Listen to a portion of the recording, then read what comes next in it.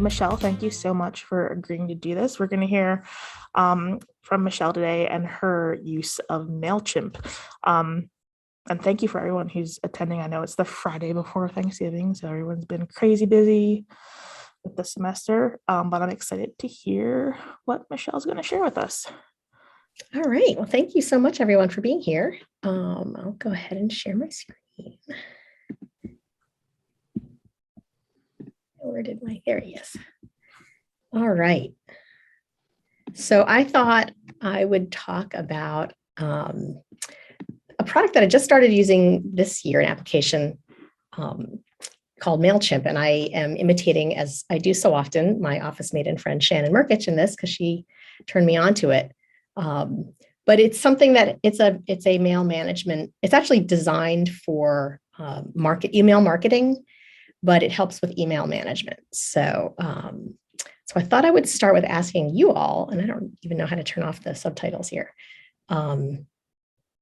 What are your email goals? So we function so much with email, right? What do we, as email composers, what are our goals? What are your goals?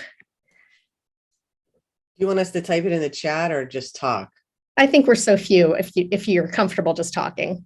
I'm really not comfortable speaking in crowds, but to get the audience to read it. Number one goal, right? We do whatever we can to get them to read it. Anything else as a composer when you're writing emails? Put whatever you want in the first two sentences. Right. But yes, you got to get their attention fast, right, Pat? Excellent. What else?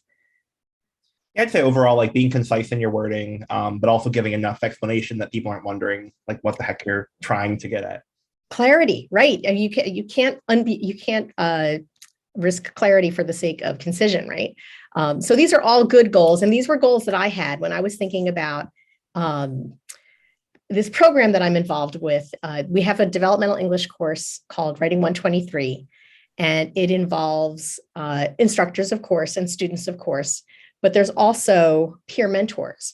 And as the director of the peer mentor program, I need to regularly email the mentors and the instructors and the senior mentors. So this year, I have 11 instructors that I'm regularly needing to reach out to, pass information along to, 18 senior mentors who are mentors who mentored last year, and they have additional roles to the regular mentors, and then 51, including the 18, 51 total peer mentors.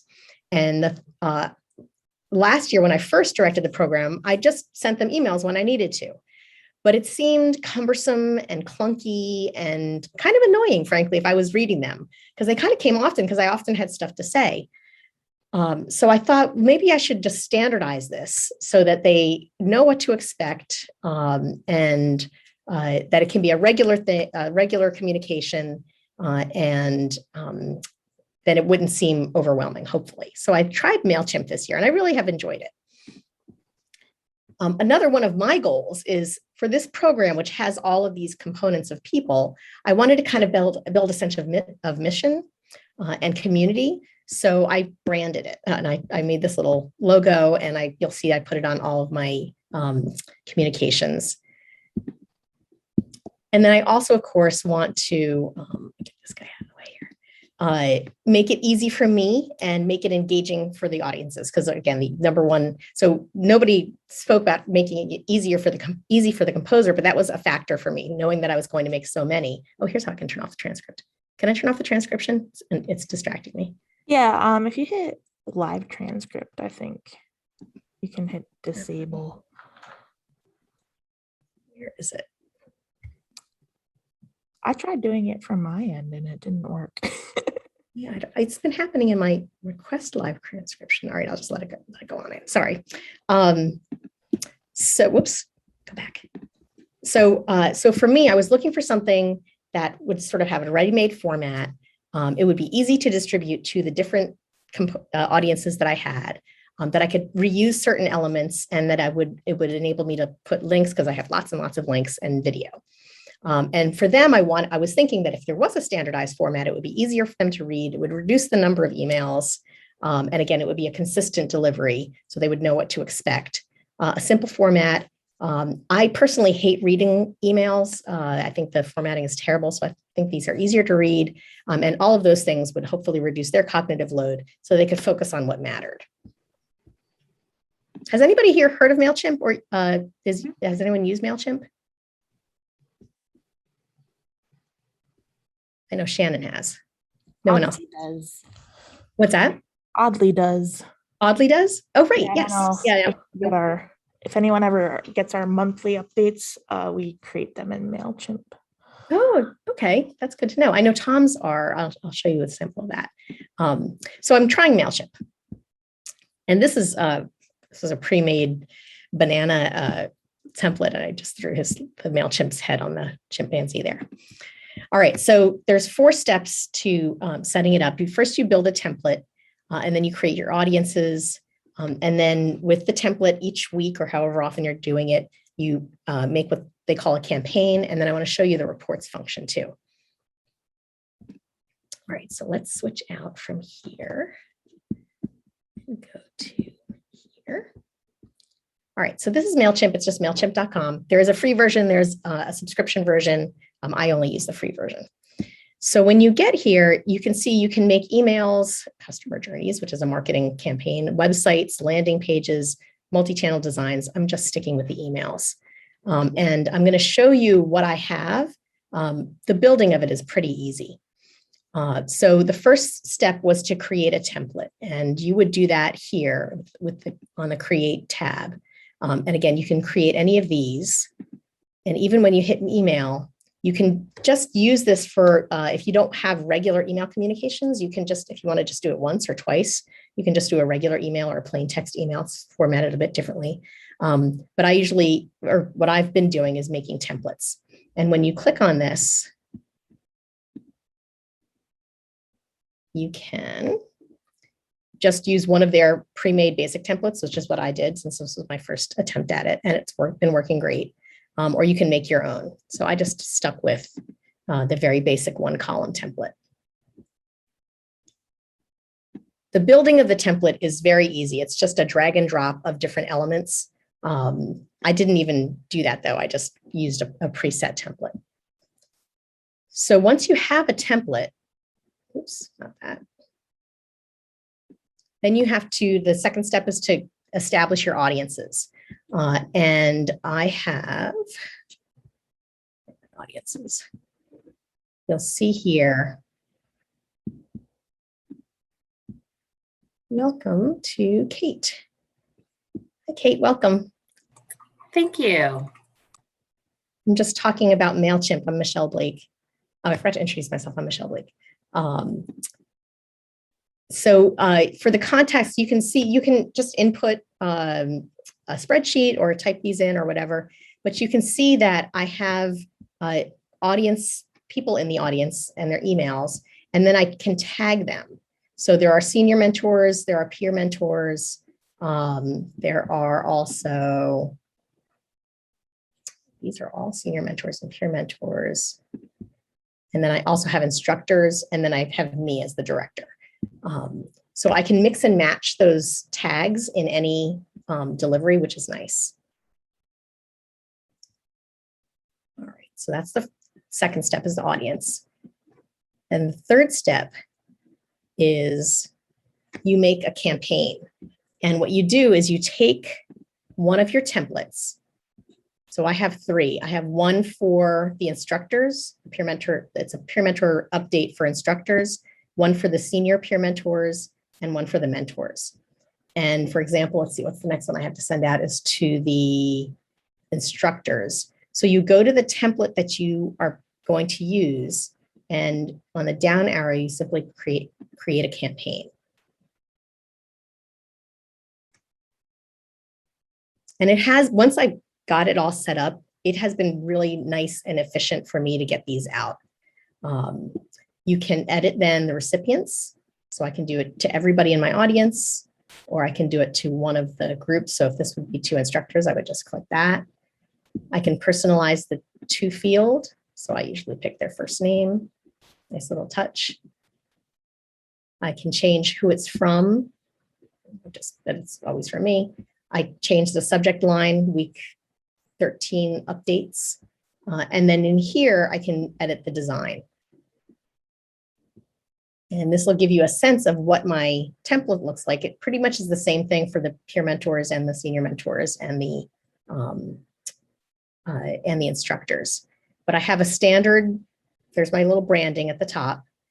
And then I have a block for sort of a heading for it.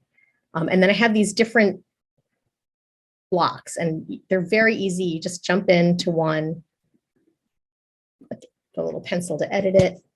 And for example, this would be week updates. Actually, my templates are actually the first ones that I built because I hadn't figured it out right away. So my templates, a typical template would be blank, but mine is the original email. And then I would just go down here and just change whatever I need to do. A lot of times there's repeated information. So payroll, for example, Jamie, there's a lot of payroll stuff, and I can just copy from a previous, or I can even duplicate a previous email, which is nice. It just, these little time-saving things have been helpful. You can add images. So this was when I was in search of one more mentor at the beginning of the semester. And even with the images, what I like about this is if I need to replace an image, there are certain images that I use regularly. So for example, when it is a payroll week, I use my little image of money. When we have an instructor chat, which we have every several weeks, I can use my little chat one. So it's been good. And then I change some things, you know, sometimes I throw memes in there and whatnot, just to make it fun. Questions so far? All right. So let's see. Oops, actually, I don't want to do that. And then when I have the content that I like, I'll go back into that. Sorry. What I'll do is I go to the preview mode and just see what it looks like. So I can kind of scan up and down. I try to use a lot of bullets. I try to keep it concise, like Joseph said. Frequently I don't, even here it's pretty wordy. But this is cut down. I end up cutting a lot out, but there's so much that I do need to say to be clear, to achieve that clarity. It's really tricky.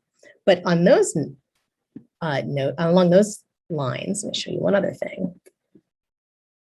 So the building of these, oh, actually, did I finish? Once it's all set, then you basically hit send and it goes out to all of the people that you put in your audience, which is really nice.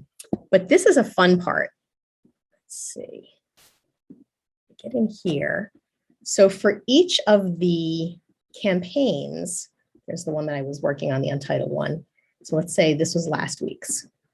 You can click on a campaign and you can look at some of the statistics on the campaign. This has been great and awful at the same time. So for example, I get to see that only 2/3 of people are generally opening my emails, which is really just distressing. The clicks is that I don't pay too much attention to that because that's just how many people are clicking on the links. And sometimes the links are not, they're not always that everyone has to click on them. But it's helpful information, right? Some of the other reports, let's see, is it this one? Click on here. So you can really drill down into who opened it, who clicked on it. You can see how it's geared toward email marketing, which obviously I don't have. But this is kind of neat. They give you tips on best practices. So for example, I was okay on text and visuals, but they said skimmability and typography. So I only have, again, the free version. But here they make the suggestion for skimmability, avoid using large words and long sentences to ensure your audience can easily understand your content. Trim your copy down to fewer than 200 words. I was at 280 this time. And they give you the estimated reading time. So it's just, you know, a little bit of feedback that's kind of helpful and fun to work with. So that's, I think, the overview. I can show you a couple of other examples. So mine look like, you know, what you just saw. Here's one. Tom Fantases uses, here's his. So he has the same kind of a branding thing at the top. And then he uses a video. I haven't figured out how to use the video. I tried it. Didn't quite work. I was really trying to get it done, if only for today, and I couldn't figure it out in time. So I may have to contact Audley for help with that. I think there might be a video block. What's that? I think there might be like a video block that you can put in. There is. So yeah, there is absolutely a video block, and I got the video block in, but I couldn't upload the video correctly. It wasn't. Okay. Yeah. So I'm still struggling with some of it. But let me get back to any questions on sort of how it works. It's really, I don't love the interface. You can tell there's a lot of places you can go. It took me a while to figure out how to navigate, and I'm still kind of learning, but I know enough to make it that it's worked for me. I'm pleased with it. Hey, Michelle. Yeah. Is there a way for you to see which students have opened the emails, or is it just by the percentage? No, you can. You absolutely can. So let's see. Let's go to, this one's to instructors. That's peer mentor. Let's do this one. I don't want to do the instructors. I want to call anybody out that oh my gosh, that person. You can actually, there's a place where you can see, at one point I did look at the instructors, and there was one instructor who hadn't opened any of my emails. And I emailed, actually I didn't email him. I emailed all of the instructors. I'm kind of jumping ahead a little bit, and I said, listen, only 2/3 of you are opening these emails, and there's a lot of important information, especially as we get to the end of the semester. So will you please open the emails? And I went in and looked at the next Mailchimp, and that instructor did open the email, but 1/3 of the other instructors did not. So I've never, ever gotten over 2/3 of these emails being opened, which to me, honestly, I can't believe, but I guess people are just so overwhelmed with emails. So I did ask them, should I email every other week? But actually, the people who responded to my survey said, no, we want the emails every week. So I don't know what to do with that. But here I can actually click on this, and it will tell you who opened it. So I can actually see the actual people. Some of these are fun too. You can go in here and see the overview. Here's the one. This. So you can see a 24-hour performance if you wanted to. This, I don't think this really helps me much. This is fascinating. There are regularly people in Bangladesh and Saudi Arabia who are opening my emails. How? I don't know. And I don't know, but almost every week I have someone on the other side of the world opening these emails, which is really a little I wonder creepy. if they're using like a VPN or something. That's what I was going to say. They want to use sports, and they're identifying themselves as Bangladesh so they can watch out of market sports. Oh, That's what I would do. So they're not actually opening this email, is that right? Oh no, they are, but their VPN tells the system that they're not in this country. Oh, that's interesting. Oh, that's so interesting. Okay, that makes sense. That makes me feel better. So you can, Joseph, you can drill down and see. Yeah, definitely. I can definitely see that being really useful for if you see a student struggling in your class, and you can reach out and say, I'm seeing you're not getting this information. Make sure you do this and check in. Absolutely. Yep. So you can see who opened it, who didn't open it, who clicked on it. I don't think I didn't activate the complaint, which is probably a good thing. Performance. I mean, there's a lot more information here than I would really use, but you can see this is a link to our D2L page. So that's been the most common one. Here, this is to the eTime, I believe. Yeah, that's the eTime portal. So you'll see a lot of things here. There was another one, but again, I'm navigating all these reports, and it showed when in the semester people were opening the percentage of opens, and it was really up and down. I couldn't figure out a pattern to it. So this one, no. So I think that was it. So I want to add in here too. I love looking at these statistics, and I love it. But maybe a bigger message is look at all the data that people are collecting in email. Mm-hmm. I think your general average person is not comprehending the amount of metadata that goes into opening one email. And Just throwing that out there. Absolutely. And I have to tell you, Shannon, I was a little uncomfortable. I really was a little uncomfortable seeing all this. And I hesitated to tell the instructors, only 2/3 of you are opening this email, because subtext, I'm watching you, right? So it's I was honestly a little uncomfortable. I am a little uncomfortable with it. So I don't think I'm really going to use it. I have a story to tell you about that one. So here, let me go back to this for a second. So, so there were I've experienced some sort of wins and some learning opportunities. So the top row, there's some wins. So I asked the peer mentors and the instructors, how do you like this form of communication? And in the survey, only 6 instructors responded, but 5 out of 6 prefer this layout to emails. So that was good. The peer mentors, I asked them, do you get too many emails from me? What do you think of the emails? And one student said, never fewer emails from Professor Blakely, keep me going. So some of my audience is enjoying these, and I do enjoy putting these together. I just think it's fun to put them together and to kind of see. The downs for me was, seeing the open rate was really like, womp womp. When I saw that, I was flabbergasted. I kind of thought people were reading what I was writing. But it's good to know that not everybody is, I think that's any email composer's #1 goal, right? To have your emails read.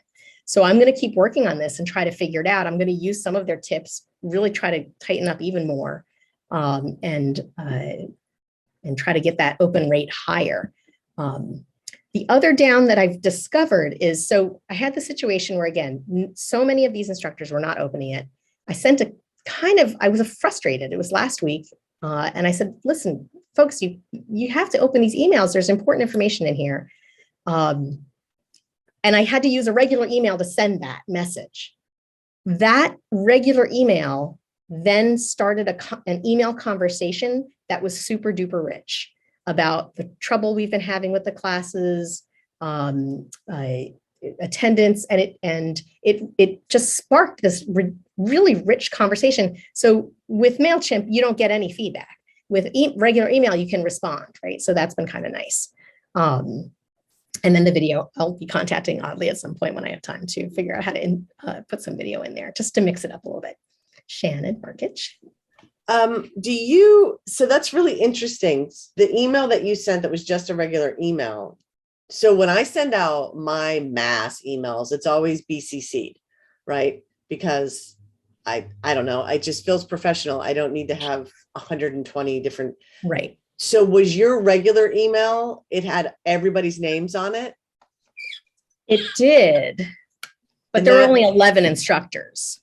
But like psychologically, that's so interesting, right?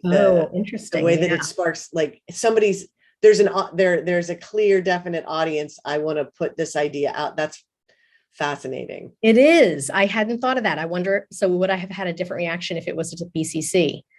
There is something about being seen, for sure. Well, I mean, 100% it would have been different, because you can't reply all to a BCC, right? So you would have gotten the message, but all those other people wouldn't have gotten it, but they saw this opportunity, like, okay, I can send this out and all 12 people or 11, 10, whatever people I'll have their ear, so to speak. That's so interesting. Yeah, it really, I'm glad I volunteered to put this together, if only because it had me reflect pretty deeply on this process and really think a lot about email and what I want to achieve and how I can make things better.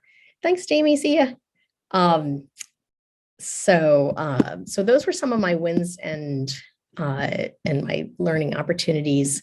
And then just a couple of last thoughts. This is not a Westchester supported application, is my understanding, right?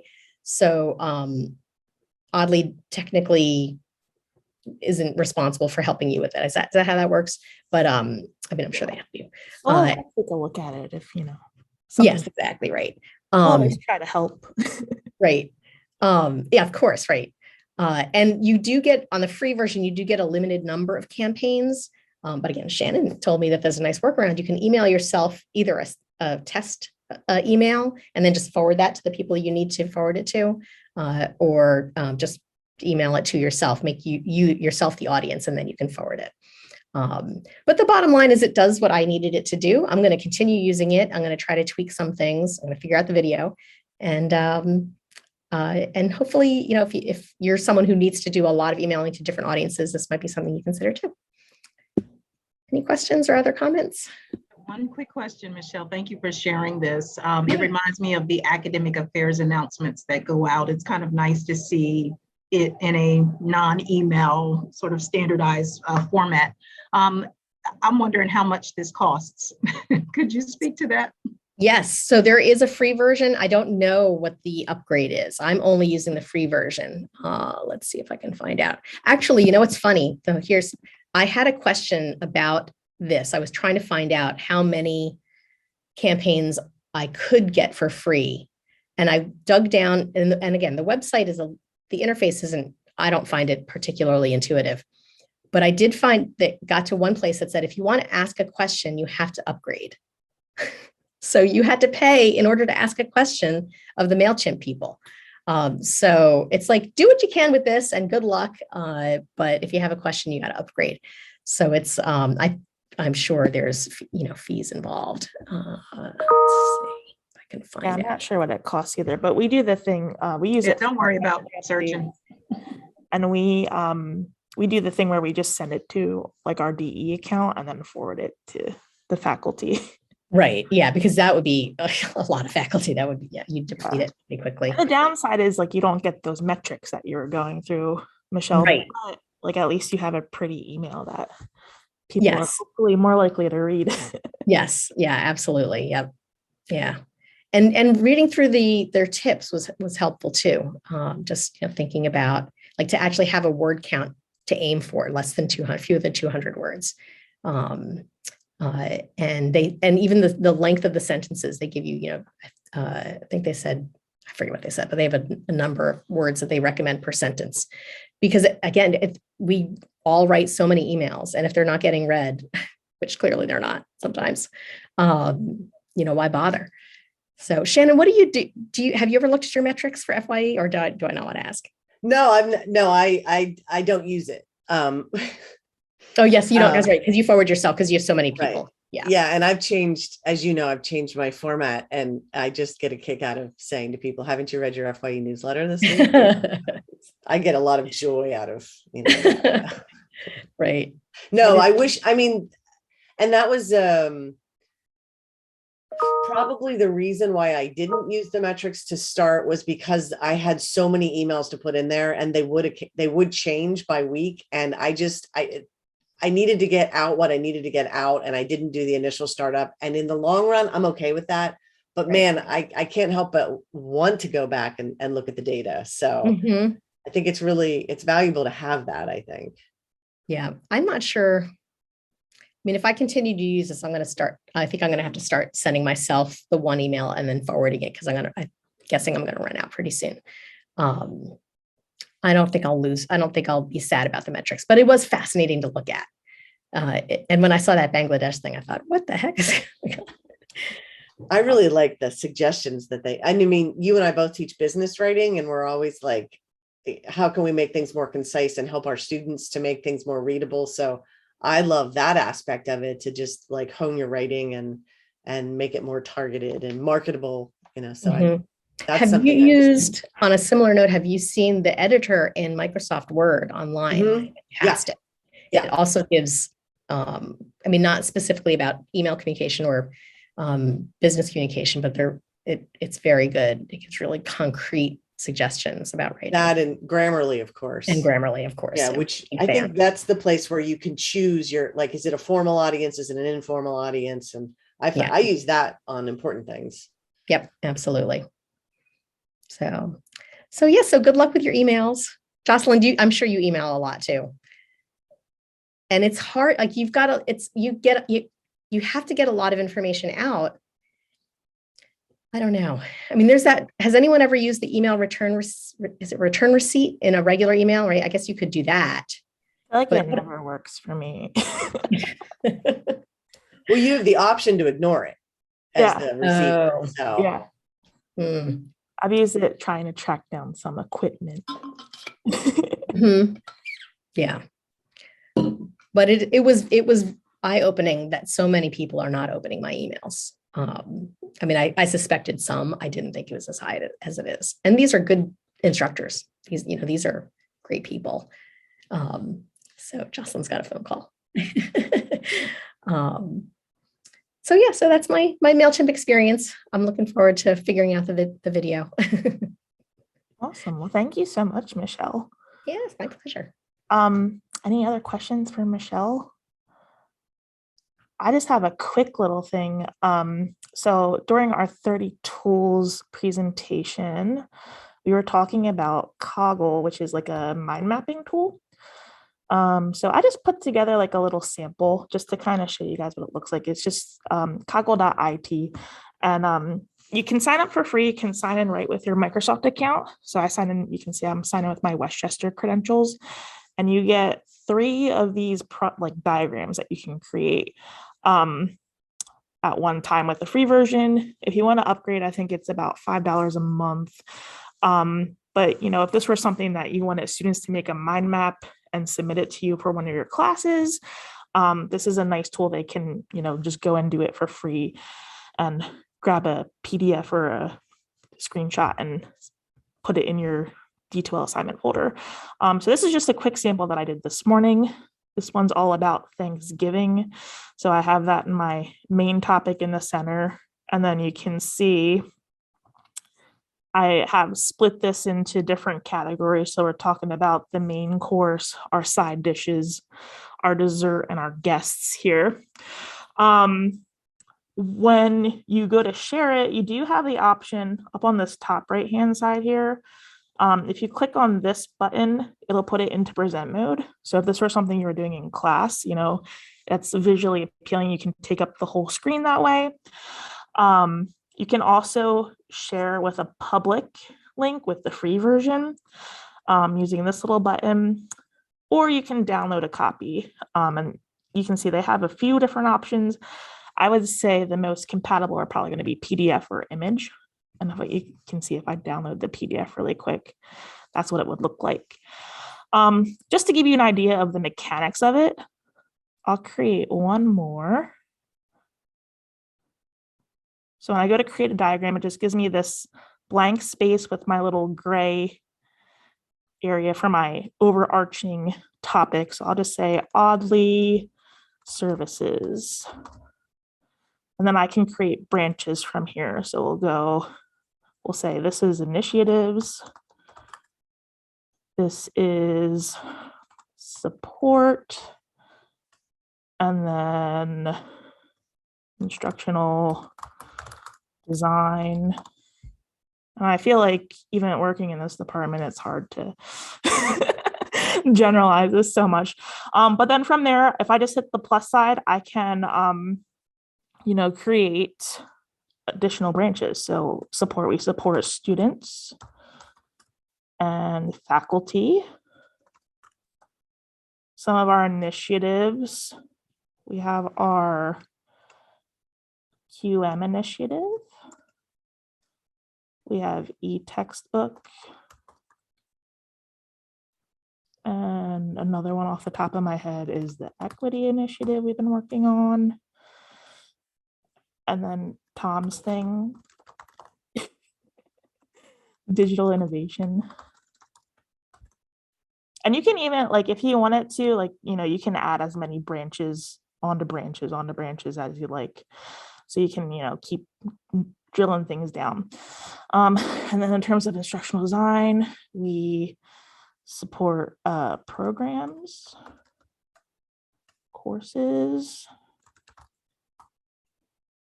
faculty, and etc. So it's a pretty simple tool. I'd recommend it, if you're trying. We also use this before for a project to help us kind of plan that out. When we were redesigning our website, we had a branch for each section of our website and then what we wanted to include on it. So you could use it for that. Personally, if you want students to start mapping something out in class, this is a good tool. But I just wanted to give a brief little overview, to give a little bit of a closer look. And I think overall it's visually appealing too. Some pretty colors. Jess, can the students collaborate on that? Do you know? I think they can. I think they can. Yeah. They can in the free version. We could try it out. Michelle, I just sent you an invitation to collaborate with me. It didn't tell me I couldn't, so that's promising. It looks like they can. I love this because like I would love to give this to my students to say, this is how the course is set up, right? My class Yeah. does this, and this, and this is how, like, because that's a big thing, you know, like students will complain, oh, this is busy worker. They don't understand how this smaller thing that we do and this smaller thing we do help to create the bigger thing, which helps to create the big thing. That's a good, so that's this, a good point. I really like this. I think that it's also useful, like if you're trying to map out your objectives, like you could have. That's a good idea. Yep. And then I did get your email, but do I sign in with Google, Microsoft, or Apple? I think you Or sign in single with, sign? you should be able to sign in with Microsoft, Let's see. and it'll take you to, it'll prompt you to do single sign on with your web. Look, I'm in. You're in. Can you Look change at stuff? me. Awesome. Look. Perfect. Yeah. So That's cool. it does allow collaboration, which is awesome.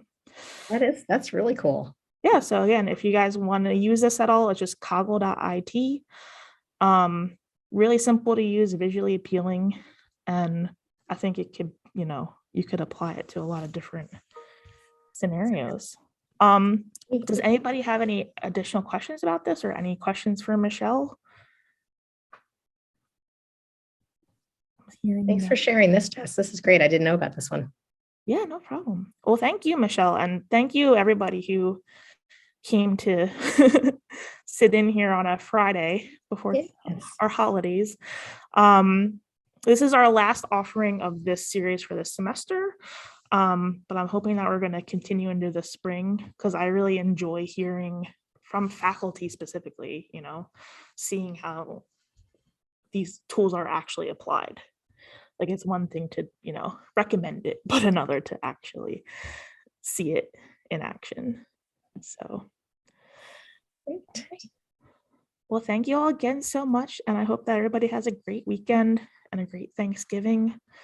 I'll be out. So if you need anything, call the support line, I guess.